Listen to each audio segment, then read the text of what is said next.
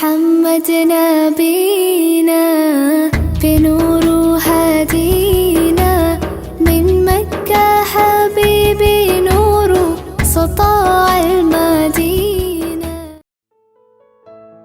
Assalamualaikum warahmatullahi wabarakatuh. Perkenalkan, nama saya Agung Nugroho. Di sini saya akan menceritakan kisah tentang teror Yahudi kepada kaum muslimin dan juga kisah tentang perjanjian Hudaybiyah.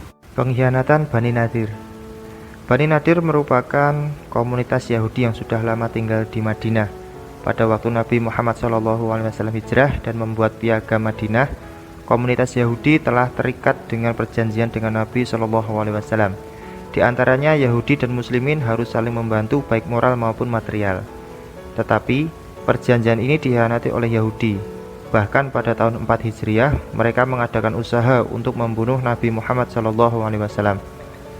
Karena posisi Bani Nadir diibaratkan musuh dalam selimut, akhirnya diputuskan untuk bertindak tegas mengeluarkan Bani Nadir agar keamanan di dalam kota Madinah bisa terjamin dan stabil. Kaum muslimin mengepung kubu-kubu mereka selama 6 hari 6 malam. Mereka tidak berdaya dan akhirnya mereka memohon izin kepada Nabi SAW untuk meninggalkan kota Madinah. Pengepungan terhadap Bani Quraisyah. Pengepungan terhadap Bani Quraisyah dilakukan karena pengkhianatan Bani Quraisyah melanggar piagam Madinah. Mereka bersekutu dengan kaum kafir Quraisy dalam perang Ahzab. Pasukan muslim akhirnya memblokade dan mengepung perkampungan Bani Quraisyah selama 25 hari. Akibat pengepungan tersebut, Bani Quraisyah tidak berdaya dan menyerah serta akan menerima hukuman apa saja yang dijatuhkan kepada mereka. Akhirnya diputuskan hukuman mati kepada Bani Quraisyah untuk kaum laki-lakinya, sementara untuk kalangan anak-anak dan perempuan mereka ditahan. Keputusan tersebut diambil pada tahun 5 Hijriah. Sejak saat itu, kaum muslimin di Madinah merasa aman dari rongrongan, pengkhianatan, dan serangan Yahudi atau dari Bani Quraisyah. Perjanjian Hudaybiyah. 1 tahun setelah perang Ahzab, tepatnya pada tahun ke-6 Hijriah, ada kerinduan di hati kaum muslimin untuk berziarah ke Ka'bah dan menjenguk keluarga yang telah lama ditinggalkan oleh mereka. Kebetulan momentumnya sangat tepat, yaitu menjelang bulan-bulan yang dihormati yang melarang diadakannya peperangan. Atas izin Nabi Muhammad SAW, kaum muslimin sejumlah 1.000 orang bertolak ke Mekah untuk mengerjakan umroh. Namun, kaum Quraisy tidak memperbolehkan maksud dan tujuan kaum muslimin. Kaum kafir Quraisy mengutus Panglima Khalid bin Walid untuk menghalangi kaum muslimin. Namun, kaum muslim dapat mengelak ke suatu tempat bernama Hudaybiyah. Dalam situasi demikian, Nabi Muhammad SAW mengutus Utsman bin Affan ke Mekah untuk berembuk dengan suku Quraisy. Tetapi Utsman ditahan oleh kaum kafir Quraisy dan tersebarlah kabar Utsman bin Affan telah dibunuh. Menanggapi situasi genting tersebut, kaum muslim mengangkat sumpah setia kepada Nabi Muhammad SAW yang dikenal dengan Baitur Ridwan untuk berperang secara mati-matian melawan kaum Quraisy sampai kemenangan tercapai. Tidak lama kemudian, Utsman datang. Akhirnya diputuskan untuk melakukan perundingan antara kaum muslim dan kaum kafir Quraisy. Pihak Quraisy diwakili Suhail bin Umar. Perundingan tersebut membuahkan hasil perjanjian Hudaybiyah yang isinya sebagai berikut. 1. Gencatan senjata antara kedua belah pihak selama 10 tahun. 2. Orang Quraisy muslim yang datang kepada kaum muslim tanpa seizin walinya harus ditolak kaum muslim.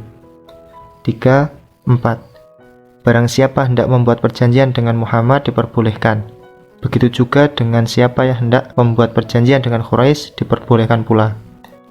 5. Kaum muslim tidak jadi mengerjakan umroh pada tahun itu. Akan tetapi ditangguhkan sampai tahun depan. Kaum muslim diperbolehkan memasuki kota Mekah, tetapi tidak diperbolehkan membawa senjata kecuali pedang dalam sarungnya, dan mereka tidak boleh tinggal di kota Mekah lebih dari 3 hari 3 malam. Perjanjian Hudaybiyah dalam beberapa hal ada yang merugikan kaum muslim. Namun perjanjian tersebut mempunyai arti strategis bagi kemenangan diplomasi Nabi Muhammad SAW. Di antaranya, pertama, perjanjian Hudaybiyah mengandung akibat pengakuan kaum Quraisy terhadap eksistensi kaum muslim. Jadi secara tidak langsung kedudukan Nabi Muhammad SAW dan kaum muslim dianggap kelompok resmi yang mempunyai hak-hak dan kewajiban. Yang kedua, kaum muslim mendapatkan kesempatan untuk mencurahkan perhatian sepenuhnya untuk menyiarkan Islam tanpa gangguan dari kaum kafir Quraisy. Hal ini terbukti selama kurun waktu 2 tahun jumlah orang yang masuk Islam melebihi dari jumlahnya ketika perjanjian tersebut dibuat. Yang ketiga, perjanjian tersebut memberikan refleksi kepada para panglima Quraisy untuk memikirkan dan mempertimbangkan prinsip-prinsip agama Islam dan fakta-fakta yang membawa kemajuan yang pesat terhadap Islam. Akhirnya, Panglima Khalid bin Walid, Amr bin As, dan Utsman bin Tolhah berdatangan ke Madinah dan menyatakan keberimanannya dan keislamannya mereka. Oleh karenanya, ketika terjadi Fathul Mekkah tidak mengalami kendala yang berarti. Perjanjian tersebut seolah langkah mundur, namun mundur untuk menang. Selama masa gencatan senjata tersebut digunakan oleh Nabi Muhammad SAW beserta kaum muslim melakukan diplomasi pengembangan Islam kepada raja-raja. Sekian kisah yang dapat saya sampaikan. Semoga kita dapat mengambil hikmahnya. Sekian, Assalamualaikum warahmatullahi wabarakatuh.